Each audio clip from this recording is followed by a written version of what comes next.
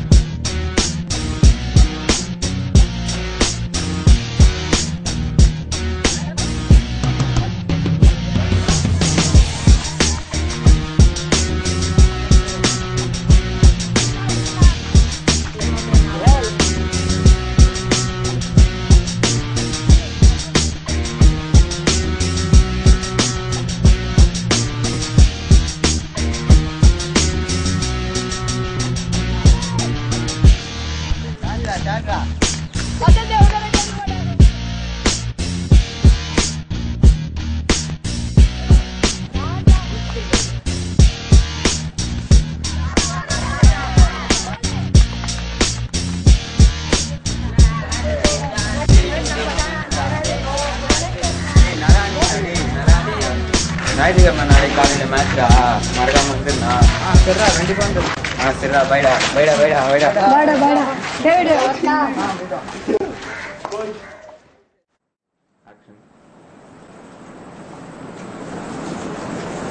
ஞாயிற்றுக்கிழமை வேற சீக்கிரமா சர்ச்சுக்கு வர போகணும்.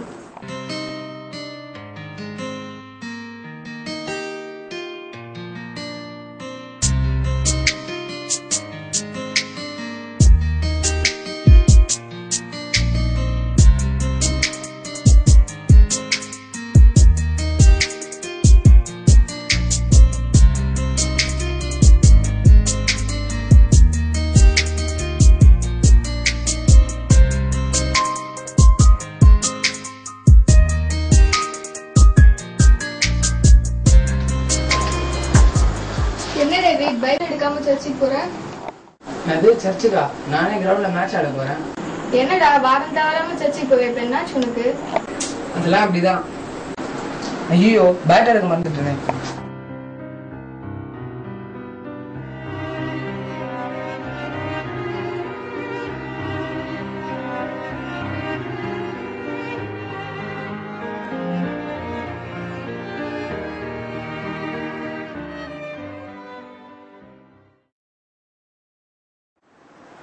கிறிஸ்துவுக்குள் வாழும் எனக்கு எப்போதும் வெற்றி உண்டு. கிறிஸ்துவுக்குள் வாழும் எனக்கு எப்போதும் வெற்றி உண்டு. வெற்றி உண்டு, வெற்றி உண்டு, வெற்றி உண்டு. மேகங்கள் நடுவினிலே என் நேசர் வரப்போகிறார். மேகங்கள் நடுவினிலே என் அதிகாரம். துன்மார்க்கருடைய ஆலோசனையில் நடவாமலும் பாவிகளுடைய வழியில் இல்லாமலும் பரியாசக்காரர் உட்காரும் இடத்தில் உட்காராமலும் கர்த்தருடைய வேதத்தில் பிரியமாயிருந்து இரவும் பகலும் அவருடைய வேதத்தில் தியானமாயிருக்க மனுஷன் பாக்கியவான். அவன் நேர்கால்களின் ஓரமாய் நடப்பட்டு தன் காலத்தின் தன் கனியை தந்து இலையுதிராய் இருக்கிற மரத்தை போலிருப்பான். அவன் செய்வதெல்லாம் வாய்க்கும். துன்மார்க்கரோ அப்படி இராமல் காற்று பரவடிக்கும் பதரை போல் இருக்கிறார்கள். ஆகையால் துன்மார்க்கர் நியாயத்திற்கும் பாவிகள் நீதிமன்றங்களின் சபையிலும் நிலை நிற்பதில்லை. கர்த்தர் நீதிமன்றங்களின் வழியை அறிந்திருக்கிறார், துன்மார்க்கரின் வழியோ அறியும். அப்பா பிதாவே சோஸ்திரம், அன்பின் பிதாவே சோஸ்திரம், நாளை தந்ததுக்காக உங்களுக்கு நன்றி ஆண்டவரே. எங்க 3 பேரும் இந்த நாளில் வழிநடத்துக்காக உங்களுக்கு நன்றி ஆண்டவரே. எங்க அண்ணன் டேவிடே நல்லபடியாக படிச்சு பரீட்சையில் நல்ல மார்க்காக எடுக்கணும் ஆண்டவரே. எங்க அம்மாவுக்கு சுகத்தை தாங்க ஆண்டவரே. எனக்கு தெரிஞ்சவங்க தெரியாதவங்க எல்லாரையும் நல்லபடியாக வழிநடத்தி காத்தருளும் ஆண்டவரே. ஆமென். ஆத்மாவே கர்த்தரை ஸ்தோத்திரி, என் உள்ளமே கர்த்தர் நாமத்தை ஸ்தோத்திரி. ஆத்மாவே கர்த்தரை ஸ்தோத்திரி, கர்த்தர் செய்த சகல உபகாரங்களையும் சொன்னாரே. ஆமென்.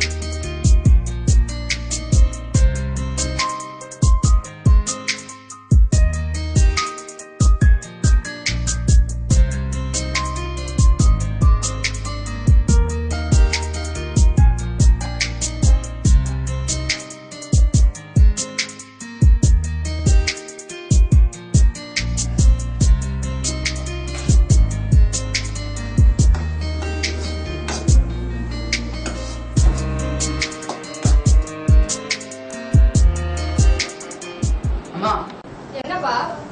ஞாயிற்றுக்கிழமை காலையில் சீக்கிரமா சர்ச்சுக்கு போக வேண்டாம் அம்மா. என்னவா பண்ணிட்டு இருக்கீங்க? இல்லப்பா, கொஞ்சம் வேலை இருக்கு. அதுதான் சர்ச்சுக்கு பக்கத்துல ஒரு வீடை பார்க்கலான்னு சொன்னேன். சரி, அப்ப நான் முதல்ல கிளம்பி போறேன், நீங்க பின்னாடி வாங்க.